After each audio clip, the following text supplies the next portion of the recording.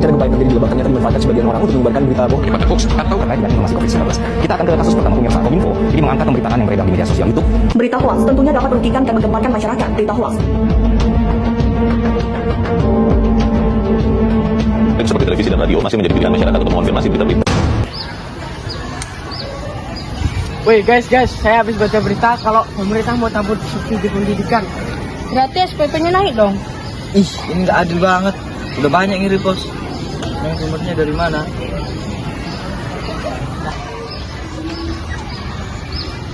Nah, kalau memang salah, kita tuh harus berhak kritik. Iya, kita punya kebebasan berpendapat. Benar, dalam tahun 1945 pasal 28E setiap orang berhak menyampaikan pendapat. Tapi kebebasan itu juga ada batasnya. Maksudnya, kebebasan berpendapat adalah hak bagi setiap warga negara. Namun, di dalamnya juga ada tanggung jawab yang patut kita lakukan ketika kita hendak menyebarkan sebuah berita. Kita harus bisa memastikan apakah berita itu benar atau hanya sekedar hoak belaka.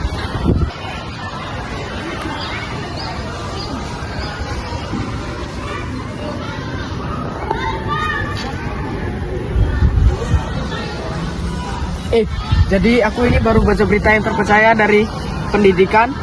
Ternyata subsidinya tidak jadi dicabut. Jadi ini hoax dong. Berarti kalau kita post tadi, memang ada hukumannya. Menurut Undang-Undang ITE pasal 28 ayat yang pertama, setiap orang yang dengan sengaja menyebarkan berita bohong dan menyesatkan dapat dikenakan sanksi hukum. Kalau orang tua percaya, mereka bisa panik dong. Kalau kayak gitu bisa timbul kebencian ke pemerintah lah. Padahal informasinya belum tentu benar.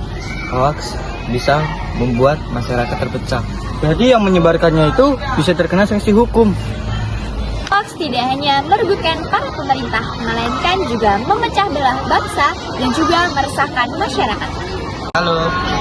Nah, kalian tahu nggak tentang hoax? Jadi hoax itu adalah penyebaran berita bohong atau informasi yang salah. Nah, jadi di sini saya akan menjelaskan pentingnya kita membaca berita yang terpercaya dari sumber yang terpercaya agar kita tidak salah menangkap informasi. Salah satunya dengan informasi menyebarkan nama baik seseorang atau pemerintahan yang ada di negara kita. Apa isinya dulu? Contoh-contoh hoax yang pertama yaitu narasi bahwa BMKG mengumumkan gempa megatrust 2026 di seluruh pulau Indonesia. Yang kedua ada hoax kesehatan, yaitu klaim bahwa vaksin COVID-19 mengandung mikrochip magnetis.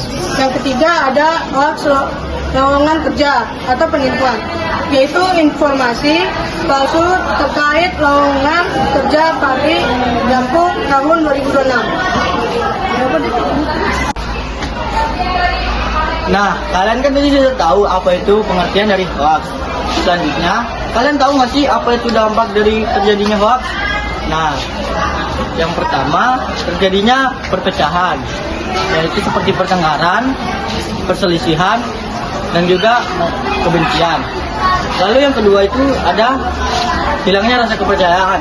Contohnya, kita punya teman, sahabat yang dekat, dan pada suatu saat kita kehilangan pena kita.